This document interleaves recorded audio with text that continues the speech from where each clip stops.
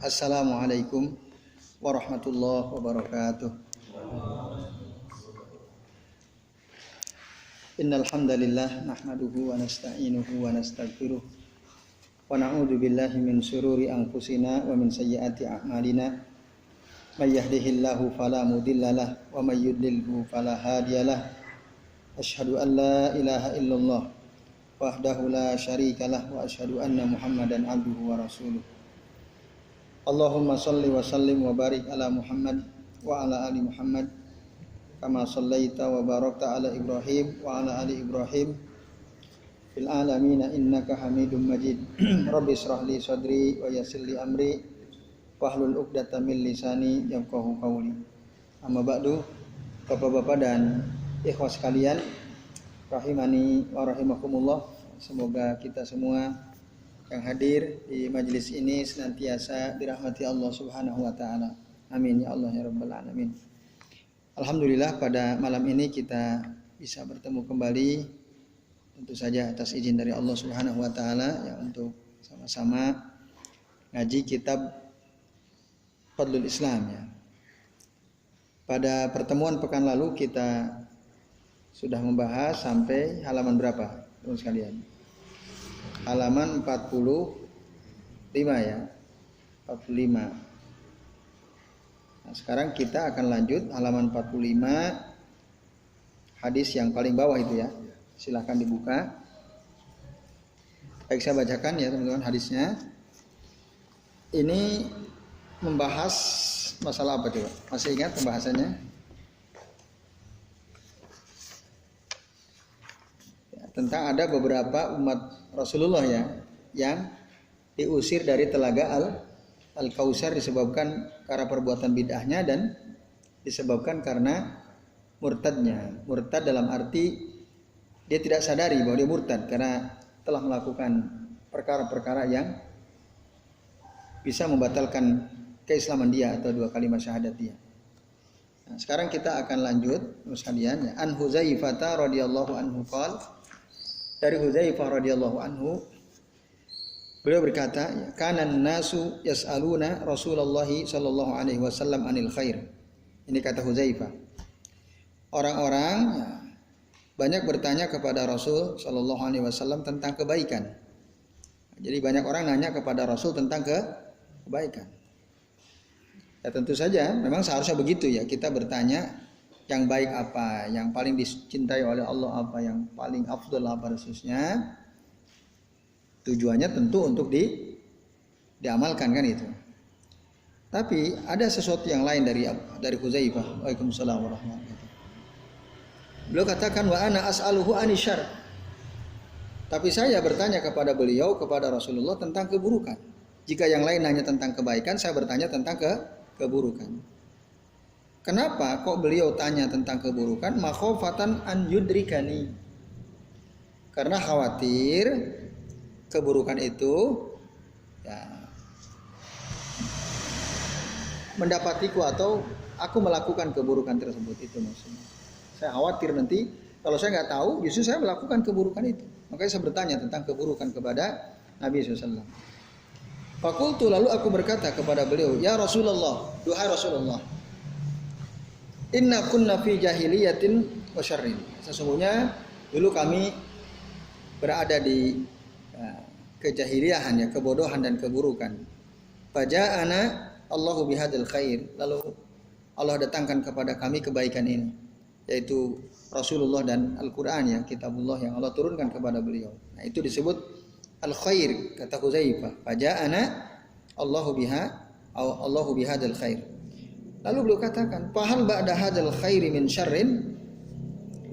Apakah setelah kebaikan ini akan ada nanti keburukan? Itu pertanyaan Hudzaifah kepada Rasul. Apakah setelah kebaikan ini nanti akan ada keburukan? Qala na'am, iya. Setelah ada kebaikan, setelah Allah turunkan Al-Qur'an kepada utusannya, kepada Rasulnya, itu kebaikan, tapi nanti akan ada keburukan. Qala na'am, kata iya, kata Rasul. Lalu fakultu wa hal ba'da hadza syarri min khair? Apakah setelah keburukan ini nanti ada juga kebaikan? Qala na'am. Rasul menjawab iya. Nah, jadi jawaban Rasul sama-sama ada ya teman-teman sekalian. Jadi setelah kebaikan ada keburukan, setelah keburukan juga ada kebaikan. Nah, itu yang disampaikan jawabannya oleh Rasulullah SAW. Nah, lalu bapak-bapak dan ibu sekalian, Hudzaifah tanya lagi. Dijawab oleh Rasul, qala na'am wa fihi dakhonun. Iya, setelah keburukan ada kebaikan, tetapi di dalamnya ada dakhon. Nah, ada dakhon. Para sahabat nggak paham apa itu dakhon. Nah, maka ditanyakan lagi. Ya, ditanya lagi oleh mereka, qultu wa ma dakhonuhu. Nah, itu ya. Apa dakhonnya itu? Jadi Bapak tulisannya. Jadi dakhon itu dukhon. Dukhon itu asap ya. Kalau rokok, apa rokok bahasa Arabnya? Dukhon itu asap ya. Rokok sijarah. Sijarah maka sigaret ya. Sigaret itu dari, ada yang mengatakan itu sijarah min sijarah. Dari sijarah jadi sigaret. Jadi banyak bahasa Inggris diadopsi dari bahasa Arab sebenarnya. Contoh lain banyak sekali seperti ini. Kornun itu apa? Kornun itu ini tanduk. Apa bahasa Inggrisnya tanduk? Horn kan? Nah, itu dari bahasa Arab itu. Camel, apa itu camel? Unta, itu dari kata jamal. Mereka bilang camel. Itu. Jadi bahasa Inggris sebenarnya banyak yang diambil dari bahasa Arab ya. Nah, sigaret itu dari sijarah. Nah, itu. Maka al-Arabiyatu ummu kulli lughat katanya. Bahasa Arab itu induk segala bahasa. Apalagi bahasa Indonesia, ratusan ribu bahasa Indonesia. Banyak sekali. Jadi tanya. Nah, kita kalau diminta 10 gampang tuh. Ya, rakyat, musyawarah, dewan, apalagi kursi, masjid, bensin, apa lagi? Alkohol bahasa Arab apa? Lah. Lagi sekun. Ya. Berarti kalau gitu alpukat. Lah. Almari. Oke, itu intinya banyak ya. Bahasa Inggris juga banyak. Nah, tapi makna dukhan, dakhan itu dukhan asap ya. Nah, maka Rasul menjawab, "Na'am wa fihi dukhan." Betul, setelah keburukan akan ada kebaikan lagi. Iya, tetapi di dalam kebaikan itu ada dukhan. Artinya apa dukhan itu? Qala wa ma dakhanuhu. Apa asapnya? Kenapa disebut asap? Asap itu menyamarkan sesuatu yang jelas terang. Kalau ada asap jadi jelas atau tidak? Nggak jelas kan? Sama seperti kabut. Kalau antum jalan di jalan aspal gitu yang naik ke Gunung Kaliurang ada kabut, jelas nggak tuh jalan? Jadi nggak jelas. Asap apalagi nggak jelas. Nah, jadi nanti akan ada kebenaran, tapi di dalam kebenaran itu ada dakhonnya. Apa itu dakhonnya? Qala qaumun yastannuna bi ghairi sunnati. Nah, itu ya. Jadi ngeri ini. Dakhonnya itu adalah suatu kaum yang yastannuna, mereka ya melakukan atau mempunyai kebiasaan bi ghairi sunnati, tapi bukan dengan kebiasaan yang diajarkan oleh Rasulullah Shallallahu Alaihi Wasallam. Nah itu ya bapak-bapak dan ikhwah sekalian. Tapi di kitab antum nggak gitu kan? Lain.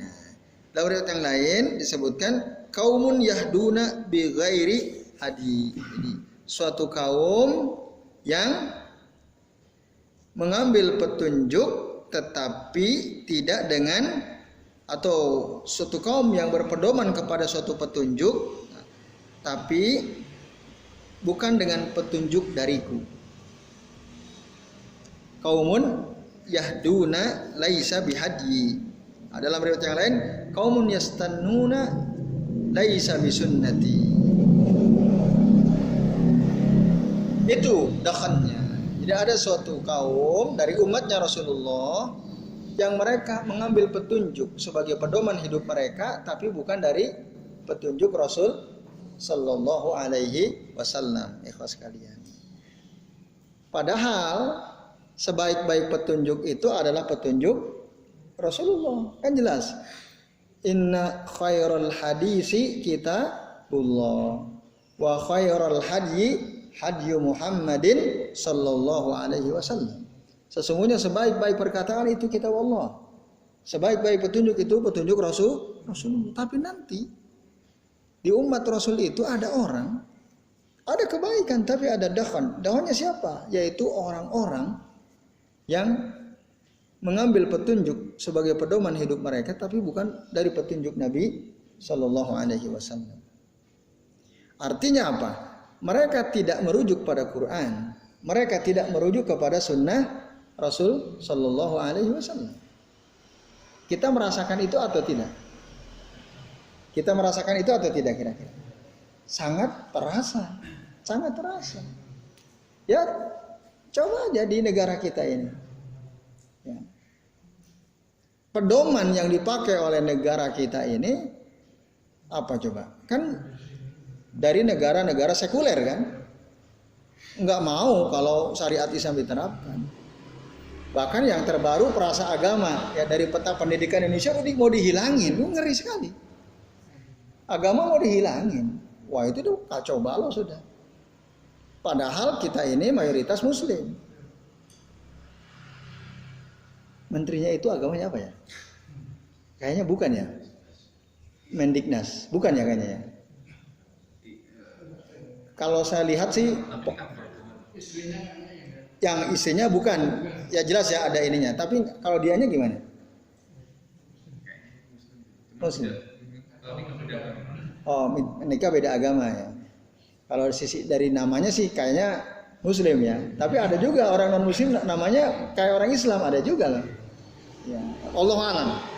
Tapi tadi seandainya beliau seorang Muslim, itu kan jadi ngambil petunjuknya bukan dari petunjuk Nabi Shallallahu Alaihi Wasallam, karena agama dihilangkan. Ini isu besar sebenarnya ya. Ini isu besar, tapi nggak tahu responnya bagaimana. Karena yang bersuara keras itu kan baru salah satu ormas ya, yang lainnya masih diam nampaknya ya. Nah ini contoh konkret bahwa di tengah-tengah kita ini seperti apa yang dikatakan oleh Rasulullah. Mereka umatnya Rasulullah. Ya, jelas sudah petunjuk dari Rasulullah, tetapi yahtaduna laisa bihadyi ayastannuna laisa bisunnati. Nah itu ya sekalian. Nah ini kemudian ta'rifu minhum wa tunkir. Ta'rifu minhum wa tunkir. Kalian mengetahui mereka atau engkau tahu mereka tapi engkau ingkari. Kita mengingkari. Tahu mereka siapa maksudnya? Yaitu tadi orang-orang yang menyandarkan diri mereka kepada Islam. Dia punya kewenangan untuk ngatur-ngatur. Nah, tapi kita ingkari. Pengingkaran kita itu bisa dengan cara terus terang gitu ya. Kita tulis di medsos kita atau kita sampaikan kepada mereka, atau kita barangkali nulis ya, tulisan yang isinya mengkritik, itu kan bentuk pengingkaran. Atau ya hanya sekedar ngobrol sesama kita saja seperti ini misalnya. Nah, kita ingkari. Itu kata Rasulullah SAW. Lalu kemudian qultu, aku bertanya lagi, fahal ba'da hadal khairi min syarr? Apakah setelah ya, kebaikan ini ada keburukan lagi? Qala na'am. Rasul menjawab, iya. Fitnatun amya. Nanti ada fitnah yang membabi buta. Ya, jadi fitnah itu di mana-mana ada itu maksudnya. wa du'atun ala abwabi jahannam, dan ada para dai. Ya, para dai tapi menyeru kepada pintu-pintu neraka jahanam. Dia dai, pendakwah. Masanya mungkin banyak waktu dia dakwah ribuan.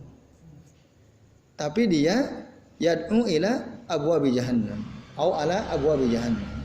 Dia menyeru ya, kaum muslimin atau masyarakat itu ke pintu-pintu neraka Jahannam. Ada nggak ya kira-kira ya? Ada. Kalau kita tahu ilmunya ada. Ya. Jadi ngajak ke neraka Jahannam. Contohnya gimana sih contohnya? Contohnya misalnya ada dai yang seakan-akan dia setuju dengan minum khamr, ya setuju. Bahkan dia sampaikan gitu ya di depan para hadirin ya, di depan jamaahnya. Lalu dalam tanda kutip seakan-akan dia setuju pelacuran gitu ya. Jadi melacur itu nggak apa-apa. Yang penting kan malamnya istighfar. Nah, kan gitu. Nanti melacur nggak masalah. Yang penting malamnya istighfar. Nah kayak gitu itu ya, mengatakan tidak apa-apa suatu kemaksiatan, nah itu kan bahaya. Nanti yang diambil itu kan yang nggak apa-apanya, bukan istighfarnya. Iya nggak apa-apanya kan, bukan yang istighfar. Kata Ustadz Fulan, kata Kiai Fulan nggak apa-apa. Nah itu kan, itu ada. Lalu ada orang bilang itu idola saya. Oh kan, yang ngomong gitu seorang guru itu. Dia seorang guru ngomong itu dai idola saya. Nah, itu ya. Jadi itu sekalian, ada yang dai-dai tapi menyeru kepada neraka Jahannam, ke pintu-pintu neraka Jahannam.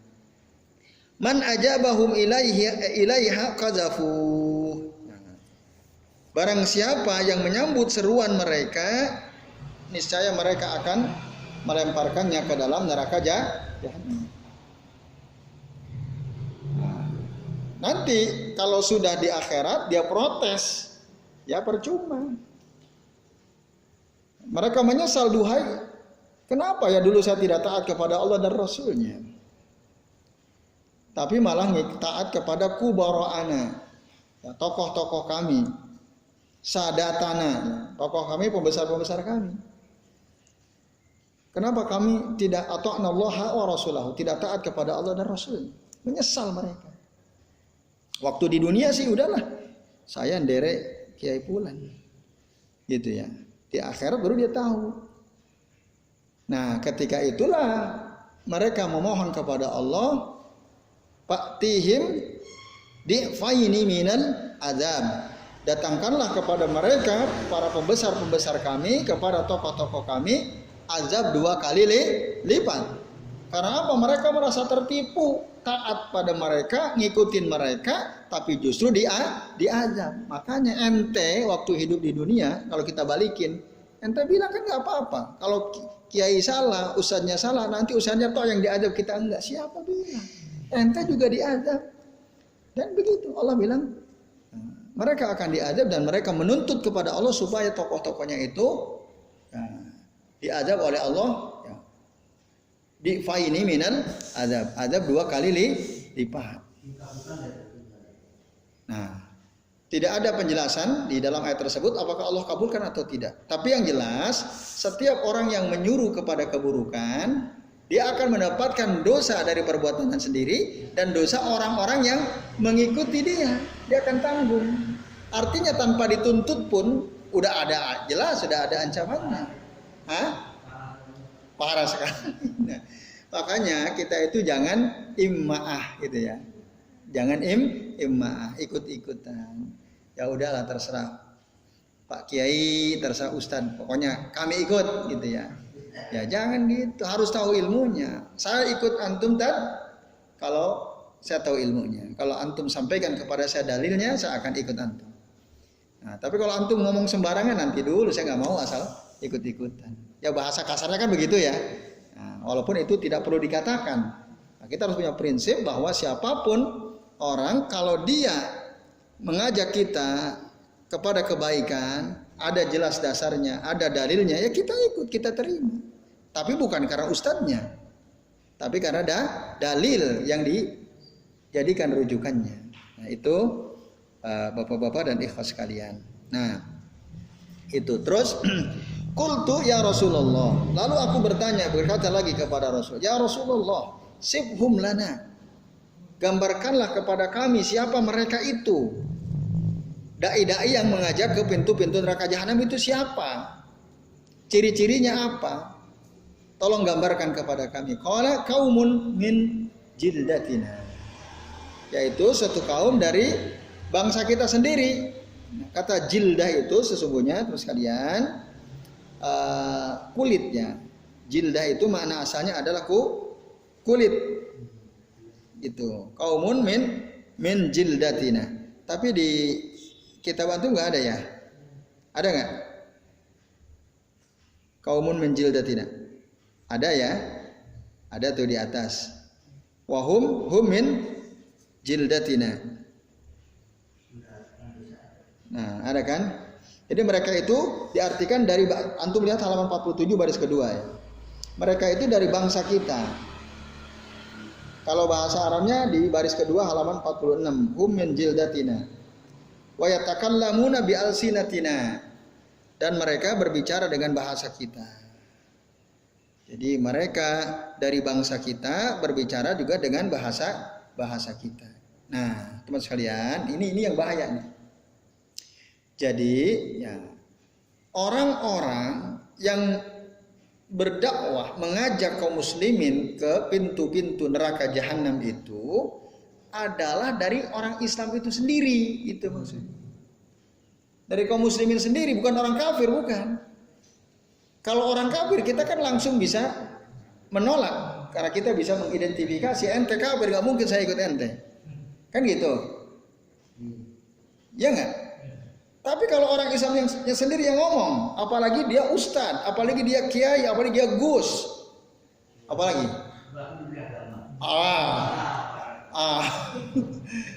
itu coba, apalagi lulusan pesantren misalnya, kan banyak tuh ya lulusan pesantren dipercaya tapi ngomongnya ngawur kan gitu. Lulusan pesantren bencinya ke Arab Saudi nggak ketulungan gitu ya. Jadi kalau ada umroh itu katanya yang untung Arab Saudi, nggak usah umroh. Diangkat jadi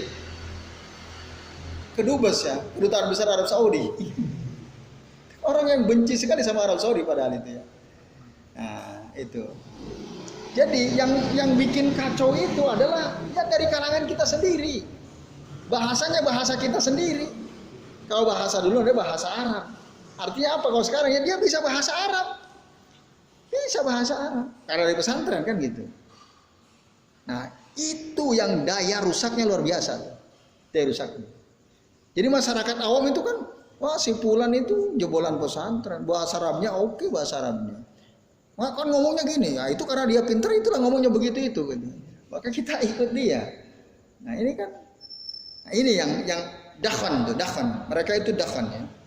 Dakhonil ummah ya, asapnya umat ya mereka itu. Nah lalu kemudian qultu fama ta'muruni in adrakani. Aku bertanya lagi kepada Rasul, apa yang kau perintahkan kepadaku jika aku menemui perkara tersebut? Qal, Rasul bilang apa? Taljam jama'atal muslimina wa imamihim. Nah, itu kata Rasulullah. Berpegang teguhlah kalian atau kamu dengan jamaah kaum muslimin dan imam-imam mereka, pemimpin mereka. Pertanyaannya ada enggak pemimpin kaum muslimin sekarang ini yang oke gitu, yang dia berpegang teguh kepada Islam, ada enggak? Sekarang ada enggak? Ada tapi kayak enggak ada gitu ya. Ada. Nah, samar-samar. Terus kalau kita dengar kata pemimpin tuh siapa kan gitu. Tapi yang jelas perintah Rasul, talzamu jama'atal muslimin wa imamihim. Kamu berpegang teguh dengan artinya terus bersama-sama dengan kaum muslimin dan imam-imam mereka, pemimpin kaum muslimin. Nah, lalu ditanya lagi. Huzaifah nanya lagi, qultu fa illam yakun lahum jama'atun wala imam. Nah, jika kaum muslimin tidak ada jamaahnya dan tidak ada imam. Kok bisa nggak ada jamaah kaum muslimin? Bukankah Rasul pernah mengatakan, la tazalu ta'ifatun min ummati zahirina 'alal haqqi la yadurruhum man khadalahum wala man khalafahum hatta ya'tiya yaumul qiyamah. Kok nggak ada Islam? Ini kan Hudzaifah, seandainya jika jamaah kaum muslimin tidak ada, pemimpinnya tidak ada, maksudnya tidak ada jamaah kaum muslimin yang berpegang teguh kepada Quran Sunnah. Tidak ada para pemimpin yang berpegang teguh kepada Quran dan Sunnah. Ada sih ada, tapi mereka la yatamassakuna bi kitabillahi wala bi sunnati Rasulillah sallallahu alaihi wasallam. Itu gimana? Apa kata Rasul? Fa'tazil tilkal firaq. Ya, tinggalkanlah golongan-golongan itu semuanya, ya kullaha walau anta adha bi asli syajaratin, meskipun engkau harus menggigit akar pohon, hatta yudrikakal maut, ya, sampai kematian mendapatimu, wa anta ala dzalika, dan engkau dalam keadaan seperti itu. Maksudnya dalam keadaan berpegang teguh kepada Quran dan Sunnah. Karena kaum muslimin nggak ada, pemimpinnya nggak ada yang benar, itu nanti akan ada. Nah, dalam keadaan seperti itu kita disuruh oleh Rasul tinggalkan, jangan bergaul dengan mereka, jangan berkumpul dengan mereka. Udah, i'tazil, menyendiri sudah. Ya, yang penting berpegang teguh kepada Quran dan Sunnah. Poinnya di situ. I'tazil. Dan memang Rasul sudah bilang, sayati 'alan nasi zamanun, akan datang kepada manusia suatu zaman, as-sabiru minhum ala dinihi, orang yang bersabar berpegang teguh dari mereka, berpegang teguh kepada agamanya, itu ibarat kal qabidi alal jamri, kal qabidi alal jamri, seperti orang yang memegang bara api. Itu akan ada, akan datang suatu zaman kepada manusia di mana pada zaman tersebut orang-orang yang sabar berpegang teguh kepada agama Allah, berpegang teguh kepada Quran dan Sunnah, itu seperti memegang bara api. Kal qabid alal jamri. Al jamr itu batu, ya, yang dibakar sampai merah. Itu kuat nggak megang tuh? Kira-kira kuat nggak kita megang? Nggak akan kuat, nggak akan kuat kita. Puntung rokaat kita nggak kuat. Ini batu yang dibakar, dipanasin sampai memerah, lalu kita pegang. Hampir semua orang nggak kuat. Hampir semua orang nggak kuat. Nah, jadi orang yang sabar itu berat sekali. Hampir lepas dia dari Quran dan Sunnah. Akan datang nanti zaman seperti itu. Orang nggak berani lagi menampakkan keislamannya, takut. Ya, mungkin nanti sholat jamaah aja takut, sholat jamaah. Kayaknya udah nampak tuh ya, sholat jamaah takut. Takutnya sama yang lain ya. Menampakkan keislaman takut. Takut apa? Takut dianggap menyelisihi orang pada umumnya. Tapi tadi ada ta'ifah yang la yadurruhum man khalafahum. Ada, tetap ada. Nah, itu kabar gembira buat kita ya. Jadi seberat-beratnya berpegang teguh kepada Quran dan Sunnah akan selalu ada sampai hari kiamat. Itu jaminan dari Nabi sallallahu alaihi wasallam. Nah, cuman siapa? Apakah kita termasuk atau tidak, kan itu pertanyaannya. Kuatkah kita berpegang teguh kepada Sunnah? Coba kita. Ya. Jangan dicibir sedikit, wah, gak usah deh, ya, saya tinggalin gitu ya. Nah ini ya terus kalian, misalnya kita udah paham riba itu haram, semua orang mengecam kita, ente zaman sekarang mana ada orang nggak riba, udah biasa aja lah riba, nggak usah terlalu saklek ente. Itu kalau ente mau beli apa tinggal pinjam ke bank selesai ente. Riba haram, wah saklek ente kan digituin kan. Nah dinyek kita. Akhirnya, oh iya ya oke deh, daripada saya susah mendingan oke aja deh, akan repot tuh. Nah, jadi Orang kebanyakan begitu. Tapi tadi Rasul sudah bilang, la tazalu ta'ifatun min ummati, akan ada tetap. Ya. Orang semua hancur, tetap akan ada, itu jaminan dari Rasulullah SAW. Sampai hari kiamat. Hatta ya'tiya yaumul qiyamah atau hatta ya'tiya amrullah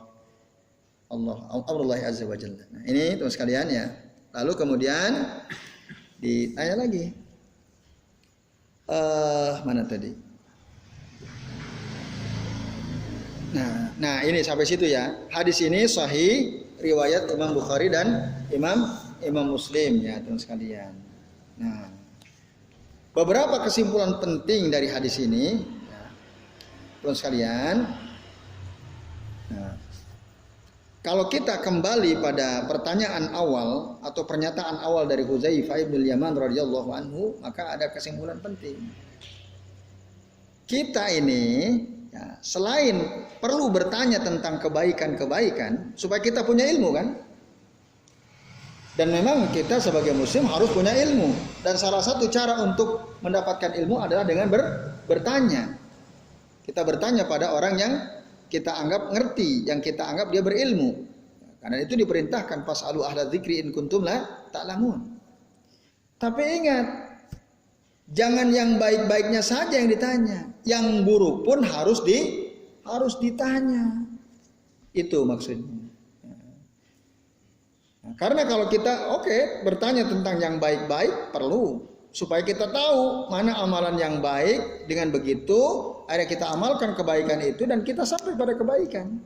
Baik dari perbuatan, perkataan maupun akidah. Kita tanya yang baik seperti apa.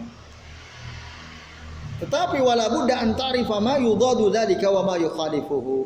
Tapi kita juga harus tahu yang apa? Yang buruknya, yang bertentangan dengan kebaikan itu. Ma yudadu dzalika wa ma yukhalifuhu. Yudad itu yang bertentangan, yukhalifuhu itu yang menyelisih kebaikan. Itu harus paham juga kita. Agar apa? Agar kita selamat dari keburukan tadi. Karena kita udah ngerti, maka kita harus tanya tentang keburukan. Nah, ini teman sekalian ya. Kalau orang tidak tahu yang buruk, dia taunya yang baik-baik saja, yang buruknya dia nggak tahu. Kata Syekh Saleh, farubbama annaka taqa'u fi asya tadhhabu bihadzal khair wa anta la tadri. Bisa jadi kamu nanti kalau nggak tahu yang buruk akan terjerumus kepada keburukan itu dengan kebaikan yang kamu punya, tapi kamu nggak ngerti bahwa sebenarnya dari dalam kebaikan yang engkau lakukan juga engkau melakukan suatu keburukan. Oleh karenanya harus tahu mana yang baik, mana yang buruk. Contoh, kita penting nggak belajar tauhid?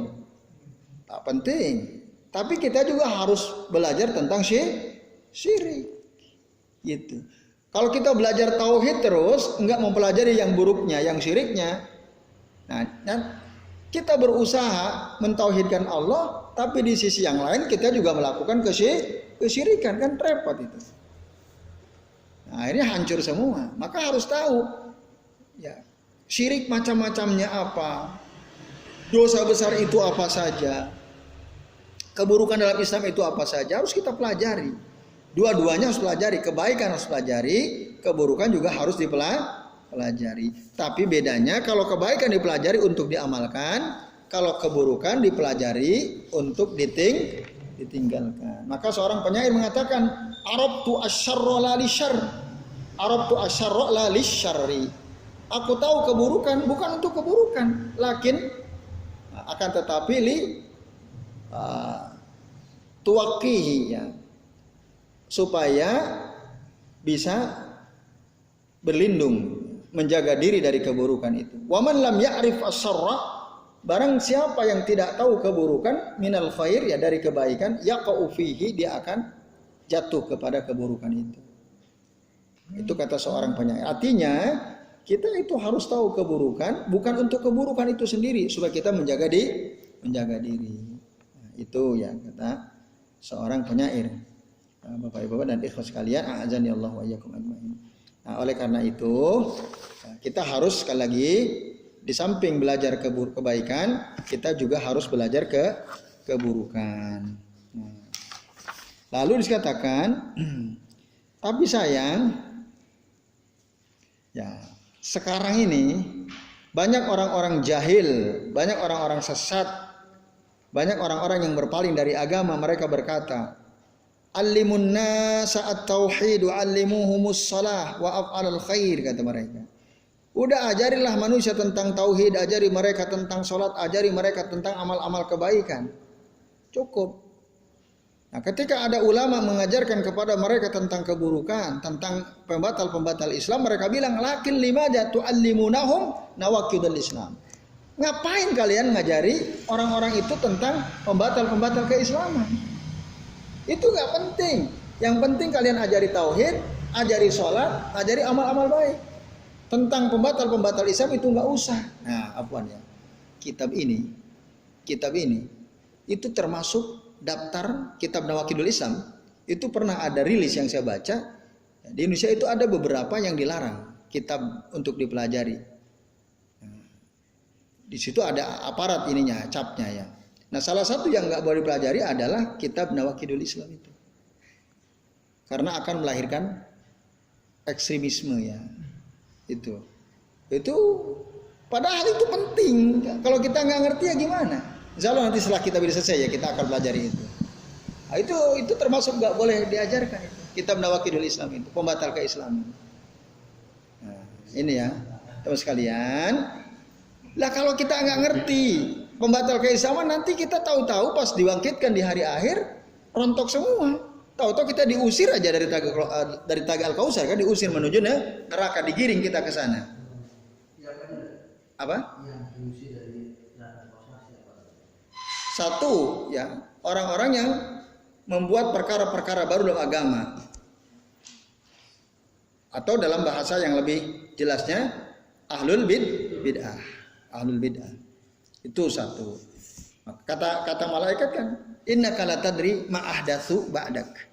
Sesungguhnya engkau Muhammad tidak tahu perkara baru apa yang mereka lakukan setelah sepeninggal engkau. Nah, lalu yang kedua apa? Murtad. Nah, murtad yang dimaksud kita udah bahas ya kemarin.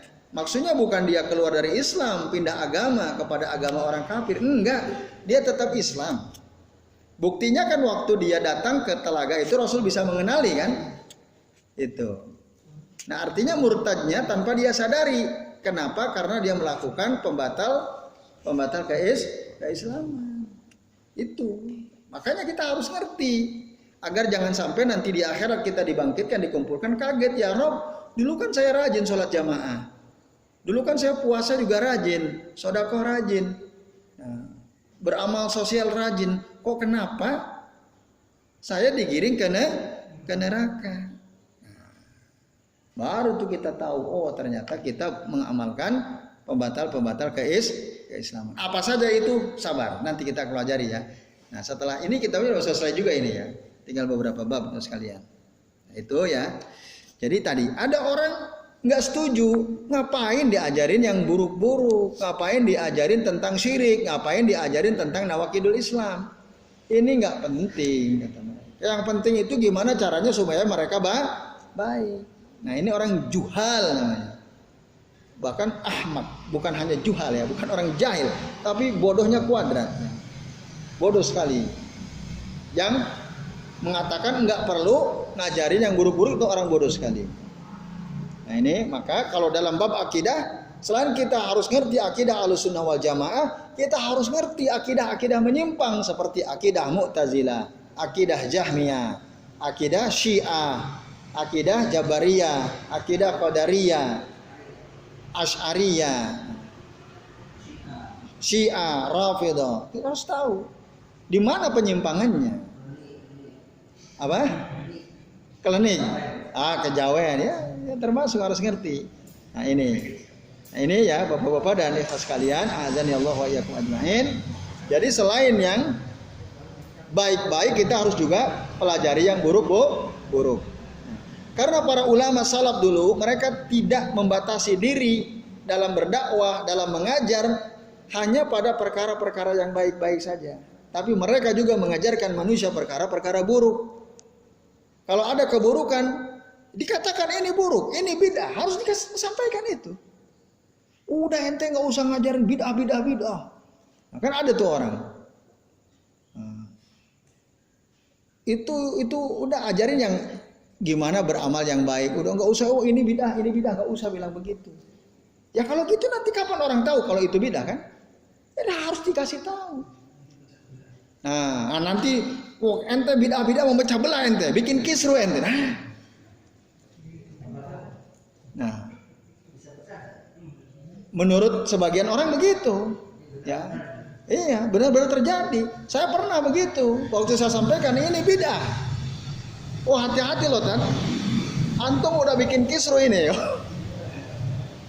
Ada pasalnya loh katanya, ada pasalnya. Dibilang begitu. Saya bilang nun saya loh Pak, kulo ngomong begini ini bukan untuk bikin kisru, saya hanya menyampaikan ilmu yang saya tahu. Bukan saya berniat untuk membuat kisru, sama sekali tidak. Nah soal apakah Bapak mau terima sesuatu yang saya sampaikan, dan saya sampaikan berdasarkan dalil, bukan berdasarkan hawa nafsu saya.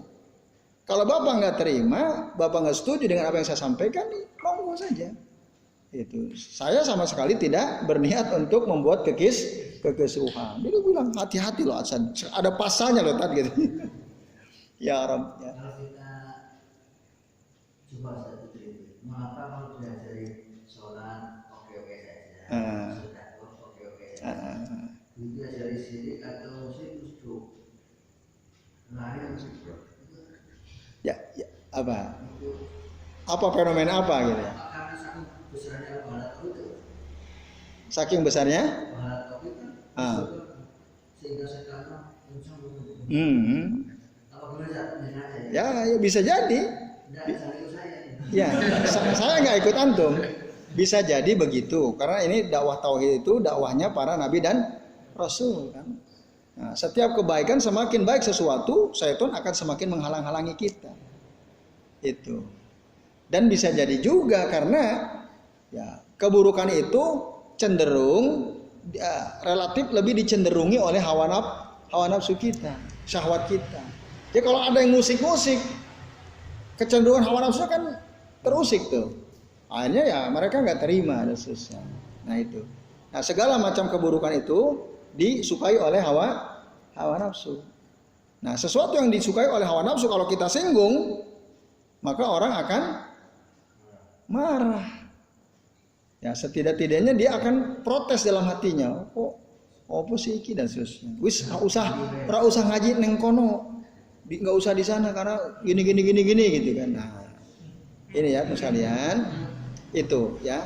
Jadi sekali lagi tadi bahwa para ulama mencontohkan kepada kita bahwa selain kita harus mempelajari kebaikan, kita juga harus mempelajari keburukan. Poinnya di situ ya. Apa yang dikemukakan oleh Hudzaifah ibn Yaman ya, yang dicontohkan beliau kepada kita adalah itu. Supaya kita jangan hanya belajar kebaikan, tapi kita juga harus belajar keburukan. Nah ini terus sekalian. Nah, kalau kita sudah tahu keburukan, ya.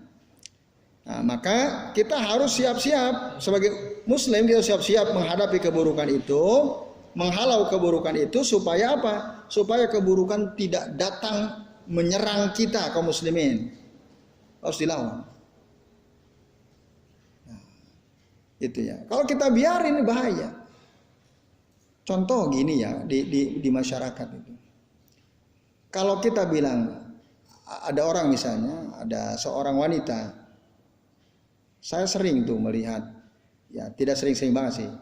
Ada orang gitu ya, tanpa malu-malu perempuan berpakaian sangat minim di ruang publik kan. Pernah lihat nggak? Sering lihat kita kan. Ya artinya memang ada itu kan suatu fenomena yang sangat lumrah. Kita lihat. Ya itu. Lalu kalau kita ingatkan, kita bilang ini nggak benar. Kira-kira orang protes nggak? Pasti ada orang banyak protes. Ya.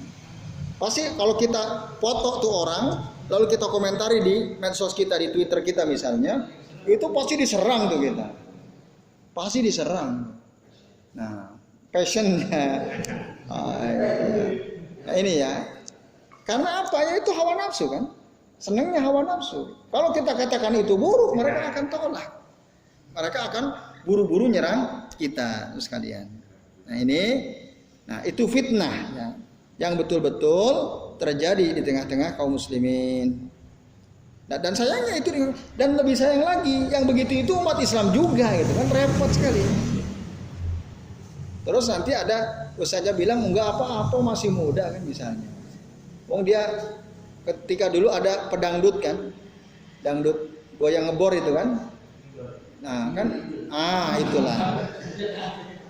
Kan ada yang bela kan, ada kiai bela kan, enggak apa-apa dia cari uang kan gitu. Kan ngeri itu. Enggak apa-apa dia kan cari uang. Nah, padahal dia dianggap tokoh, orang ngerti. Akhirnya kan yang dibela jadi tambah seneng, pengikutnya banyak juga kan gitu. Nah, itu masuk para dai yang menyeru ke pintu-pintu jahanam. iya, itu. Para dai yang menyeru kepada pintu-pintu neraka jahanam. Yang tadi yang membenarkan ya, menganggap enggak apa-apa. Itu kan cari uang kan enggak apa-apa. Itu melacur nggak boleh jadi pelacur, nggak apa-apa dia kan punya anak. Siapa yang ngasih makan anaknya kalau bukan ibunya? Wong ibunya bisanya cuman begitu ya nggak masalah. Nah, repot kan? Apa pekerjaan hanya itu? Padahal rezeki Allah itu luas.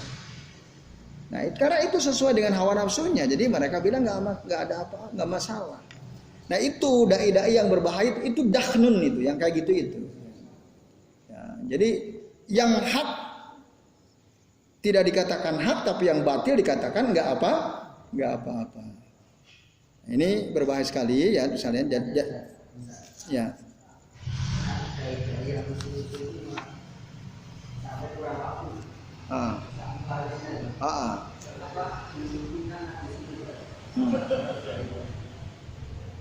Ya. Mungkin nggak sampai, belum sampai ke mereka.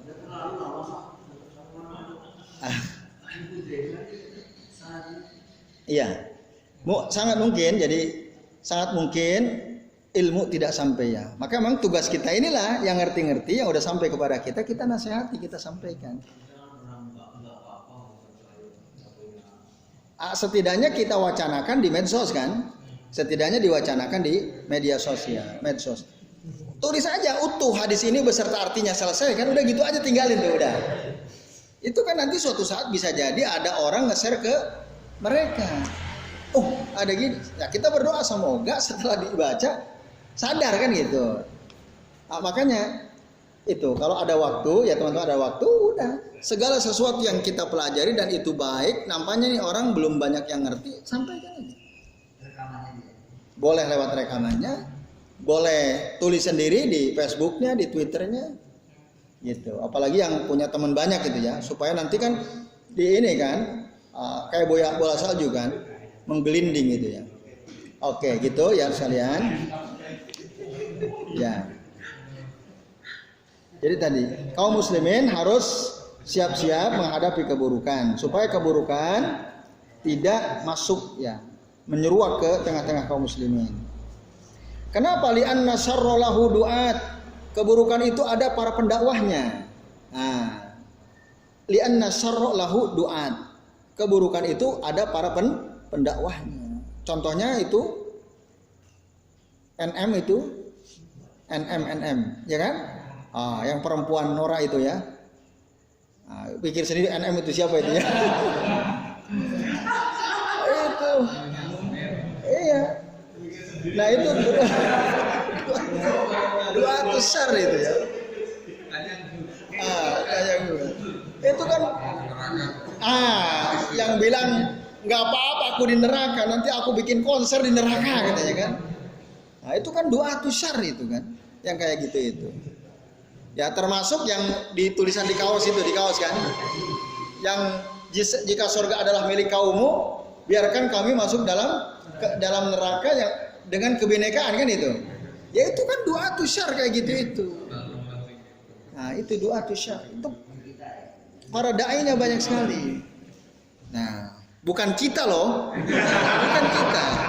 Ya. Jangan kita. Nah, ini ya. Oke, itu Bapak-bapak dan ikhwas sekalian.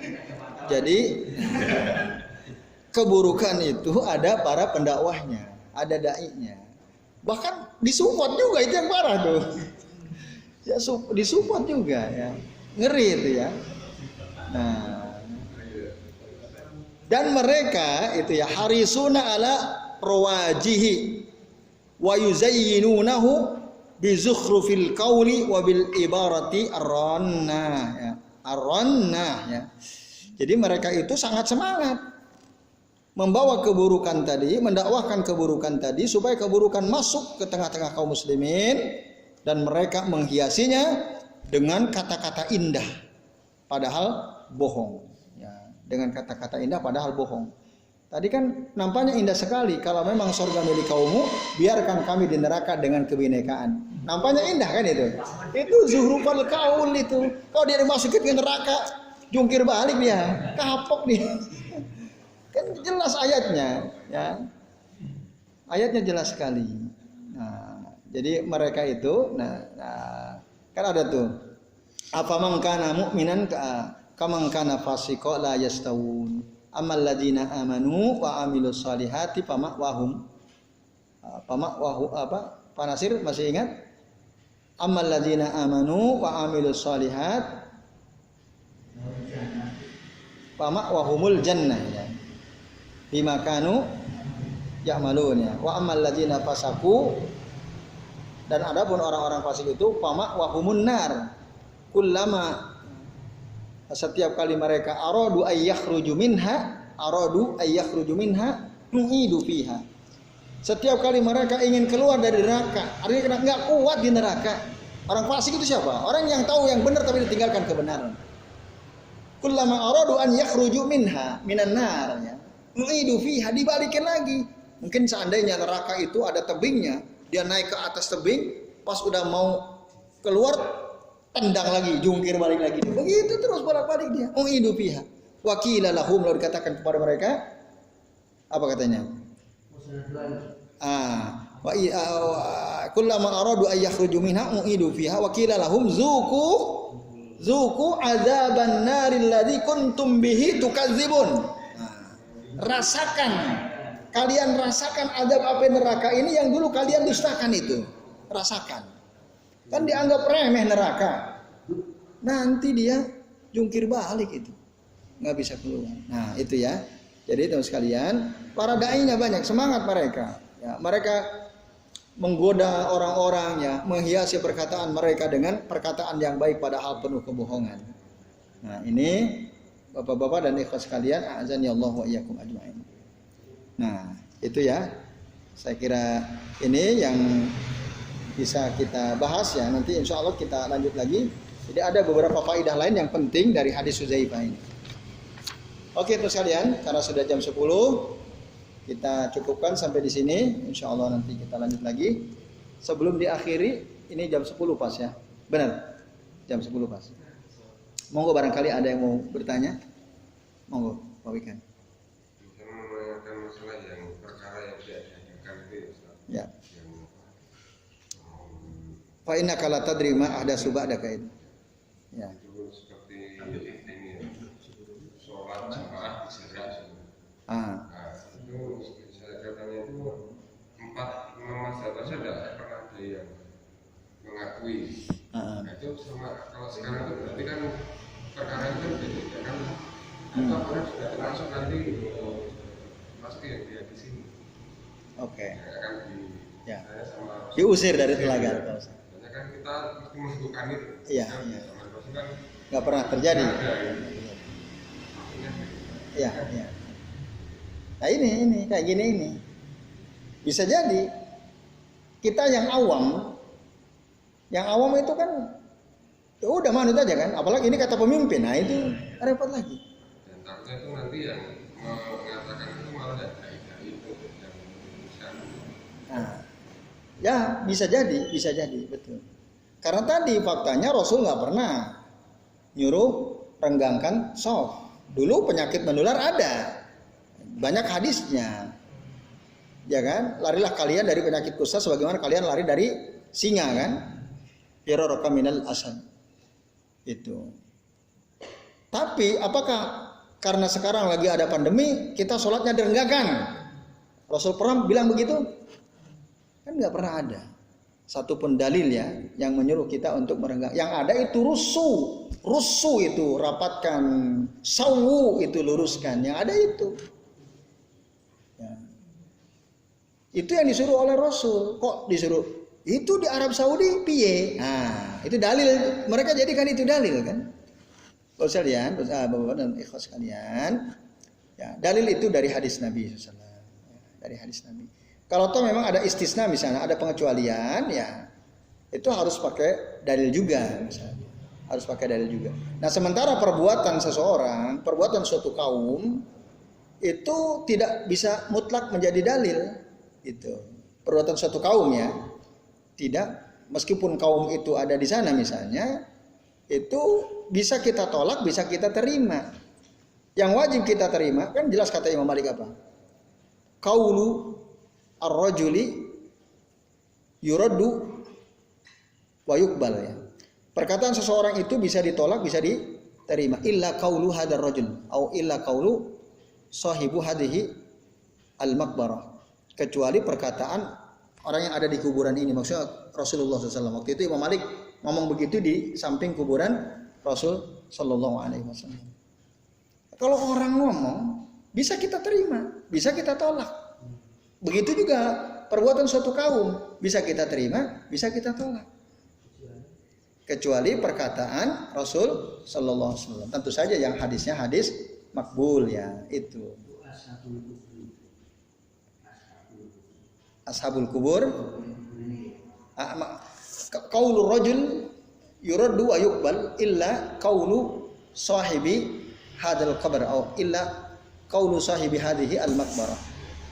Ya, perkataan seseorang itu bisa ditolak, bisa diterima kecuali perkataan orang yang ada di kuburan ini. Maksudnya Rasulullah SAW. Itu. Nah, jadi ya itu bisa jadi Pak Wikan, bisa jadi. Maka orang-orang awam itu kan takut. Kadang-kadang orang yang udah tahu ilmunya aja, kadang-kadang takut menyinggung kan. Dia sebenarnya nggak mau kalau renggang, tapi dia takut nyinggung takmirnya gitu, orang seterusnya kan gitu. Ya kayak di tempat antum lah misalnya kan.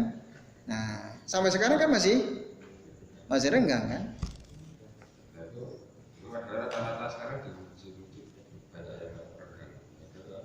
Di masjid-masjid.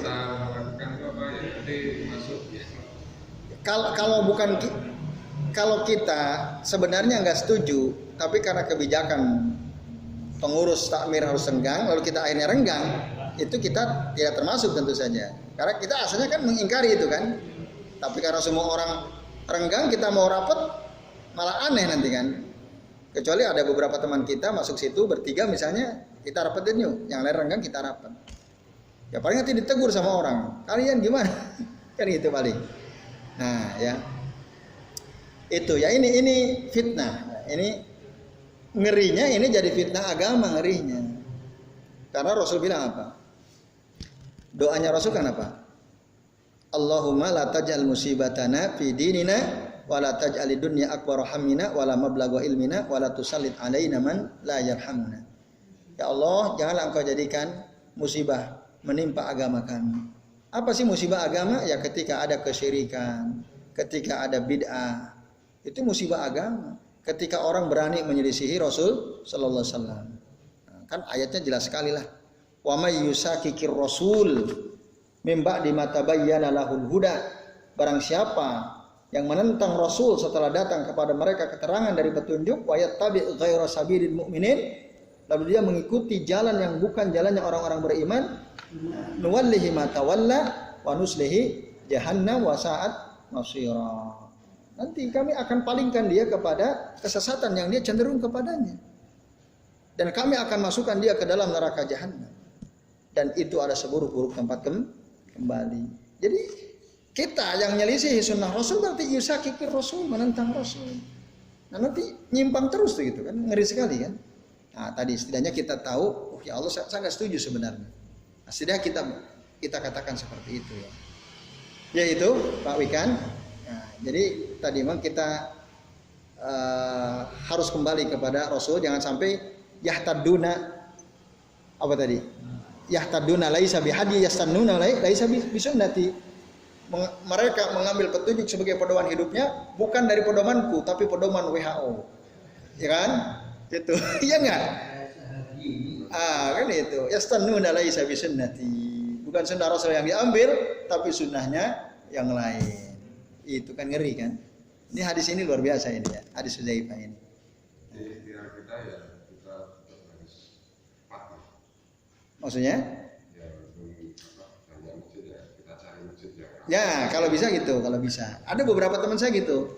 Ya, jadi saya berkunjung ya ke teman, terus waktu zuhur, sholat mana? Di masjid sana, oh jangan, sana renggang, sana jangan. Kita di sana aja, kenapa? Di sana rapat alhamdulillah. Akhirnya sholat ke sana. Milih mana yang rapat di antara masjid-masjid sekitar itu. Ya itu. Ya sikap yang terbaik ya begitu. Cari ya tempat yang masjidnya rapat. Ya kalau kita pengurus, ya kita berusaha sama-sama pengurus, yuk kita rapatkan. Kita rapatkan. Gitu. Itu Pak Wika. Allah Ta'ala alam bisawab. Masukan mengeser ini sama SAS.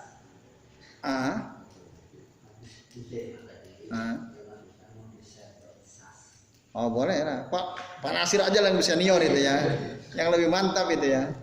Oke, ya siapa saja lah intinya ya kita menyampaikan kepada kaum muslimin. Nah itu ya. Jadi hadis Hudzaifah ini seringkali yang keluar itu dipotong, nggak utuh, nggak seutuh ini. Ya. Pada umumnya yang saya temukan hadis dari Hudzaifah ini hanya sampai makhofatan an yudrikani sampai situ ya. Kana nasu yas'aluna Rasulullah sallallahu alaihi wasallam anil khairi wa ana as'aluhu anis syarri makhofatan an yudrikani sampai situ aja. Lanjutannya ini yang agak panjang ini ya enggak itu. Ini kan lengkapnya sampai itu. Kalau kita baca lengkap kan ada wadu'atun, ada abwabi jahan, ada abwabi jahan. Nah itu ya utuh sampai ini, dan ini hadis sahih riwayat Imam Bukhari dan Imam Muslim. Nah ini dan banyak faedah penting dari hadis ini. Ya semoga kita bisa lanjut nanti di pekan yang akan datang ya, supaya lebih utuh faedah-faedah yang kita bisa ambil dari hadis Hudzaifah ini. Dan tentu saja supaya kita peka ya, mana yang baik mana yang buruk ya, bisa membedakan dengan jelas. Nah, ini baik ini buruk khususnya. Semoga hati kita bersih, karena nanti kalau hati udah kotor udah nggak bisa bedain. La ya'rifu al-ma'ruf wa la yunkiru al-munkara. Tidak tahu yang baik, tidak yang buruk. Nah, itu udah kotor. Semoga kita tidak demikian ya. Semoga kita bisa terus membersihkan hati kita dari kotoran-kotoran kesyirikan, dari kotoran-kotoran subhat yang ada di tengah-tengah kita. Baik teman sekalian, ini saja. Sebelum waktu saya kembalikan ke Mas Yoyo selaku pembawa acara. Saya mohon maaf ya jika apa yang saya sampaikan ada kesalahan. Mohon dibukakan pintu maaf yang sesuai. Saya akhiri. Wassalamualaikum warahmatullahi wabarakatuh. Wassalamualaikum warahmatullahi wabarakatuh.